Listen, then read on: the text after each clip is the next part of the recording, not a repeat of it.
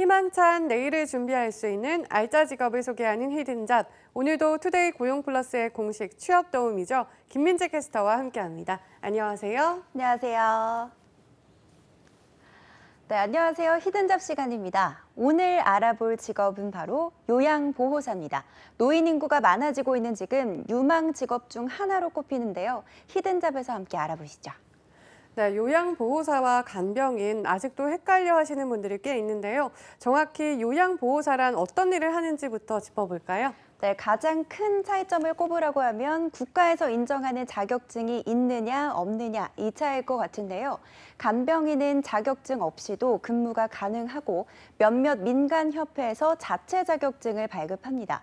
하지만 요양보호사는 국가에서 인정하는 자격증을 취득한 전문 인력이고요.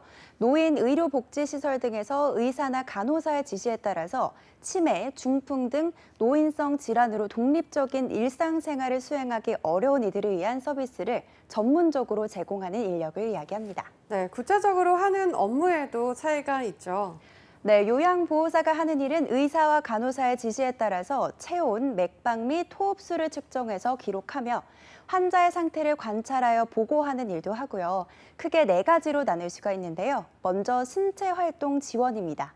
거동이 불편한 환자나 노인, 장애인을 대상으로 목욕하기, 옷 입히기, 식사 돕기, 약물 투여 보조하기 등의 서비스를 하고요.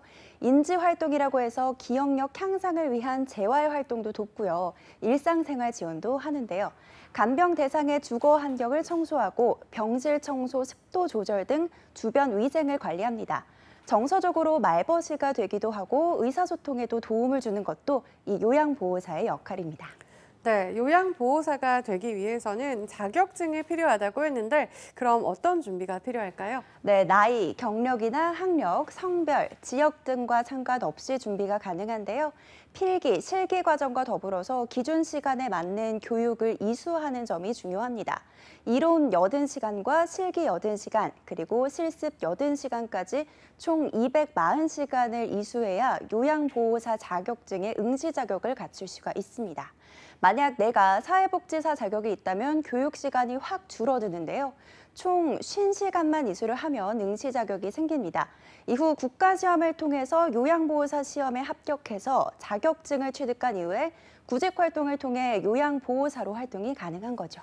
네, 그렇다면 취업은 일반 요양원 또 그리고 어디로 가능한 걸까요? 네, 요양보호사 취업은 크게 2가지 방법으로 나눠볼 수가 있는데요.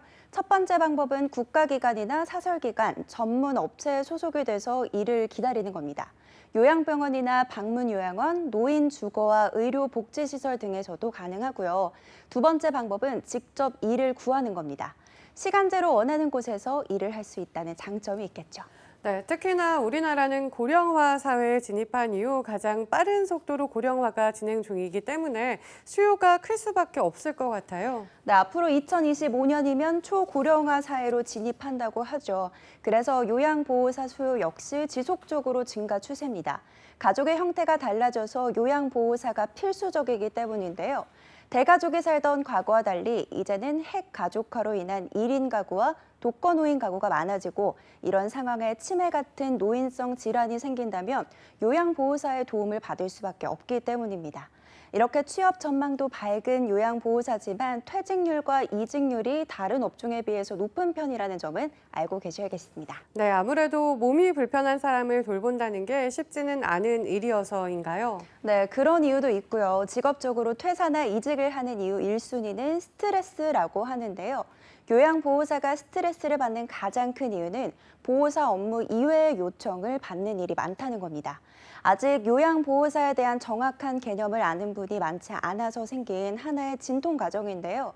요양보호사의 업무가 아닌 잡일까지 맡기는 경우도 종종 생겨서 뉴스가 되기도 합니다. 그래서 이런 업무의 노동으로부터 요양보호사를 보호할 대책 마련이 시급하다는 목소리가 나오고 있습니다. 네, 돌봄 노동은 숙련이 필요하고 노동 강도가 높은데도 사회의 인식이나 제도는 아직도 과거에 머무르고 있는 것이 아닌지 점검이 필요해 보입니다. 지금까지 히든잡 김민지 캐스터였습니다. 고맙습니다.